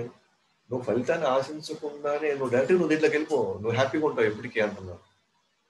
నిష్కామ కర్మ చేసుకో. నిష్కామ కర్మ అంటే ఏంటి? ఫలితాన్ని ఆశించకుండా నువ్వు నీ కార్యాన్ని నిర్వహించు, నిష్కామ కర్మ. అలాగే ఇక్కడ అర్జునుడితో ఏమంటున్నాడు? ఇక్కడ అర్జునుడు నువ్వేం ఫలితాన్ని ఆశించుకోవాలి, దీనివల్ల నీకు నష్టం వస్తుందా, వాళ్ళు ఏమైపోతారు, వాళ్ళు నువ్వు రాజు, సో నీ విధానం ఏంటి? పోయి యుద్ధం చేయాలా, యుద్ధం చేయాలని చెయ్యి అంతే. యుద్ధం చేయాలి కాబట్టి చెయ్యి, బికాజ్ ఇట్స్ యువర్ డ్యూటీ. దాని తర్వాత నెక్స్ట్ స్టెప్ ఇంకా మైండ్ వెళ్ళకూడదు అనమాట, దీనివల్ల ఏమవుతుంది అని. ఎందుకంటే ధర్మ నిర్వహణలో అందరికీ మేలే జరుగుతుంది. పైగా అది కృష్ణుడు చెప్తున్నాడు, పైగా అది గురువు చెప్తున్నాడు. గురువు కృష్ణుడు చెప్పిన తర్వాత తిరిగి వెనకాల చూసుకొని ఆలోచన అవసరం లేదు. బికాస్ గురువు కృష్ణుడు అత్యంత ఉన్నతమైన ధర్మాన్ని వాళ్ళు పాటిస్తుంటారు కాబట్టి దానివల్ల ఇంకెవరికి ఎటువంటి నష్టం రాదు. కానీ మనల్ని ఎవరి నుంచి ఆలోచిస్తాం, గురువు నాది ఇట్లా అన్నాడే, లేకపోతే కృష్ణుడు నాది అన్నాడే, దీనివల్ల నేను నివర్తిస్తే మా వాళ్ళు ఏమనుకుంటారు, ఇదిగా నివర్తిస్తే నా స్థాయి ఏమైపోద్ది, ఇదిగా నివర్తిస్తే నన్ను ఏ విధంగా చూస్తారు అని మనం దాని ఫలితం వైపు చూస్తున్నాం అనమాట. అంతకంటే కూడా కృష్ణుడు చెప్పాడు కాబట్టి నేను చెయ్యాలి అనుకున్నప్పుడు కొంత మన వాతావరణంలో కొంత డిస్టర్బెన్స్ రావచ్చు, బట్ అల్టిమేట్ గా ఆ ఫేజ్ దాటిన తర్వాత మనం ఉన్నతమైనటువంటి స్థానంలో వెళ్ళడమే కాకుండా మనం పరిపక్వత, పూర్ణత వైపు మనం వెళ్తూ ఉంటాం. మనం సమత్వంలోకి వెళ్ళిపోతుంటాం. వీటి మీద వాటి మీద ఇంకా ద్వేషము, ఒకరంటే ఇష్టము, ఒకరంటే కష్టము, ఈ ద్వంద్వలకు వెళ్ళకుండా మనం క్రమక్రమంగా మనం వెళ్తూ ఉంటాం.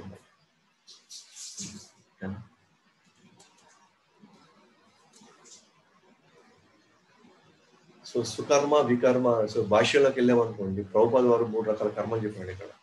సుకర్మ అంటే వేదాలలో ఉన్నదాన్ని నిర్వర్తించమని చెప్పేటువంటిది సుకర్మ. వేదాలకి విరుద్ధంగా చేసేది వికర్మ. అలాగే అసలు ఏం పని చేయకపోవడం కూడా వికర్మే. అంటే ఇక్కడ అకర్మ అంటున్నాము, అంటే వేదాల్లో చెప్పింది కూడా నువ్వు చేయకపోతే, అంటే విరుద్ధంగా కాదు, అసలు చేయకపోయినా కూడా నష్టమే అనమాట. మనం ఏ కర్మ చేయకుండా ఉండడం కూడా అది చెప్పాలంటే వేదాలకు విరుద్ధంగా పోవడమే మనం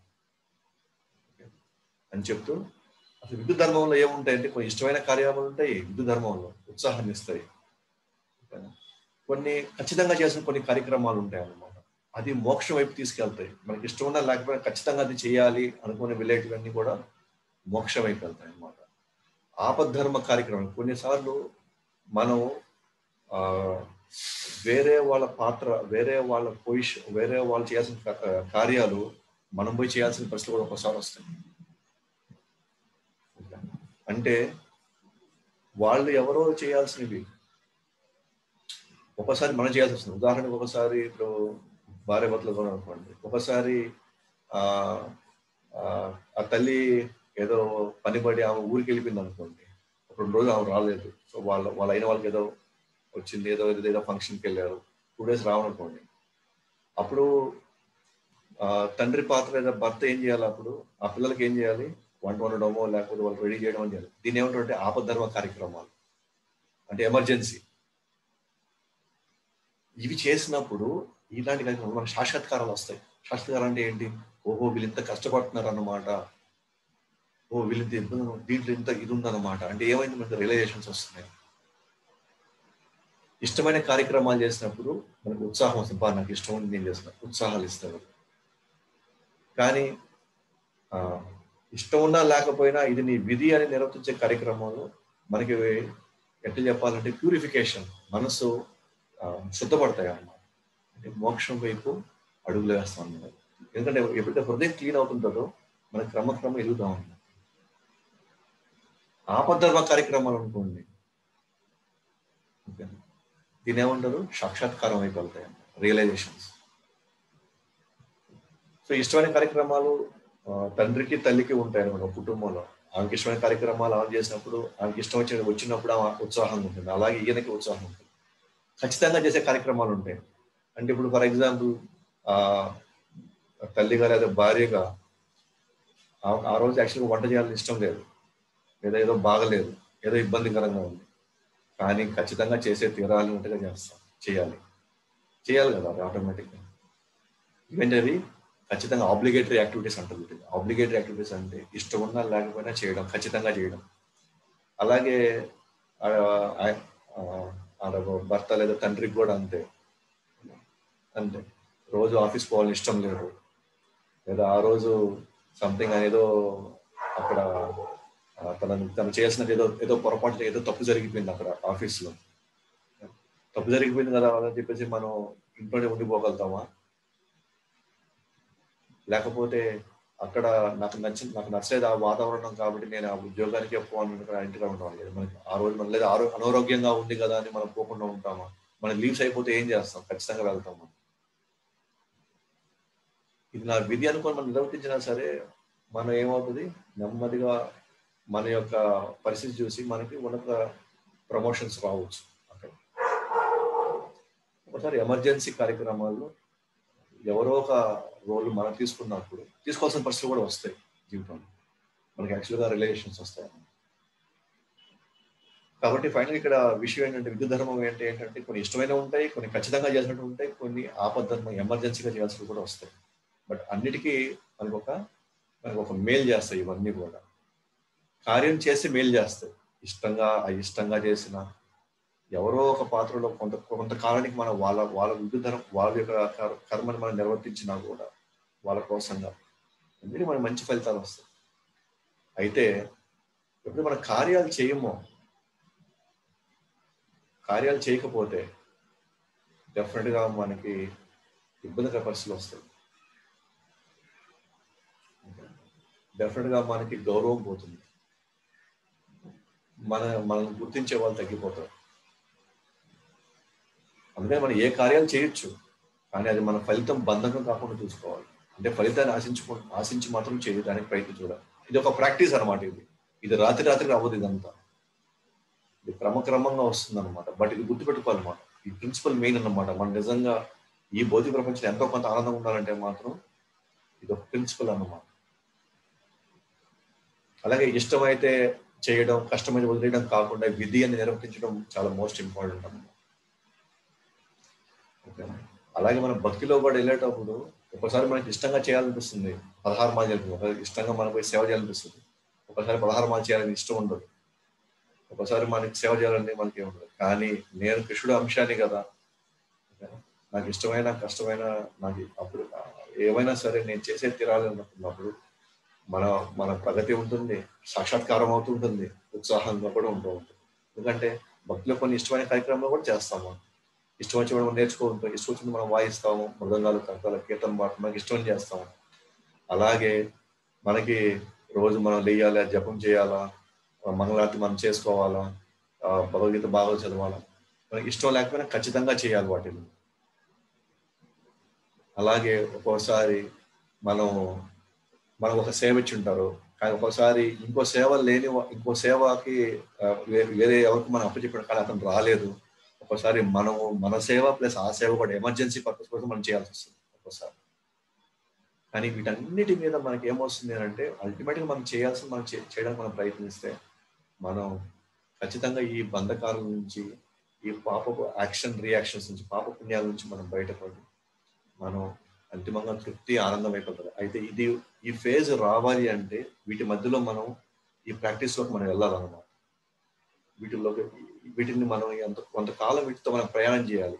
ఈ భావంలో మనం ప్రయాణం చేసినప్పుడు డెఫినెట్గా మనకి ఈ ద్వంద్వాల నుంచి మనకి ద్వేషము, రాగము, నాకు ఇష్టం లేదు, నాకు వాళ్ళు నచ్చారు, నీకు నచ్చలేదు, వీటిలో నుంచి నాకు సుఖము, దుఃఖము, వీటి నుంచి నేను స్థిరంగా బయటికి రాగలుగుతాను. అల్టిమేట్ ప్రిన్సిపల్ కూడా ఇదే అనమాట. ఈ భౌతిక ప్రపంచంలో మనకి దొరికే ఎగ్జాంపుల్స్ కూడా అవే అన్నమాట. ఒకంతవరకే అనమాట ఫలితాన్ని ఆశించి చేస్తారు. ఆ తర్వాత పోయిన తర్వాత అసలు వీటి గురించి అసలు ఏమాత్రం ఆసక్తి పోతుంది. ఇంకా బెటర్గా సమాజానికి ఏం చేయాలి, ఎంత చేయాలని అట్లాగే ఆలోచిస్తారు అంతా కూడా. కానీ కృష్ణుడు మనకి ఏం రికమెండ్ చేస్తాడంటే మనల్ని వెంటనే ఆ ప్లాట్ఫామ్ వెళ్ళడానికి ప్రయత్నించండి అంటున్నాడు. ఎందుకంటే మనం ఆల్రెడీ అందరూ సకామకరంలో ఉన్నాం మనం. అది ఇప్పుడు మన ప్లాట్ఫామ్ అది. కానీ ఈ ప్లాట్ఫామ్ లో ఉండి నేను ఆనందంగా ఉండాలనుకుంటే నేను నేను నేను నేను ప్రశాంతంగా ఉండాలనుకుంటే మాత్రం ఎక్కువ కాలం ఉండలేను. సో కాబట్టి నేను యాక్చువల్గా 3-4 శ్లోకాలు తీసుకోవాలనుకున్నాను. బట్ ఒక శ్లోకంతో ఇవాళ అయిపోయింది. సో బహుశా మీకు అర్థం చేయాలనుకుంటున్నాను. నాకున్నంత వరకు, నాకు తెలిసినంత వరకు నేను చెప్పగలిగాను. బట్ ఇంకా మీరు 2.47 చాలా మంది మంచి మంచి డివోటీస్, గొప్ప గొప్ప డివోటీస్ ఇంకా చాలా ఎగ్జాంపుల్స్ ఇచ్చున్నారు. సో మీకు అవకాశం ఉన్నప్పుడు వాళ్ళ లెక్చర్స్ మీరు వినొచ్చు సార్, లెక్చర్స్. కాబట్టి ఇప్పుడు నేను సెషన్ క్లోజ్ చేస్తున్నాను. వాళ్ళు కూడా ఓవర్ టైం అయింది. సో శ్రీల ప్రభుపాద్కి జై. అనంత కోటి వైష్ణవునికి భగవద్వాణి శ్రీమద్ భగవద్గీతకి జై. గౌరవ ప్రేమానంద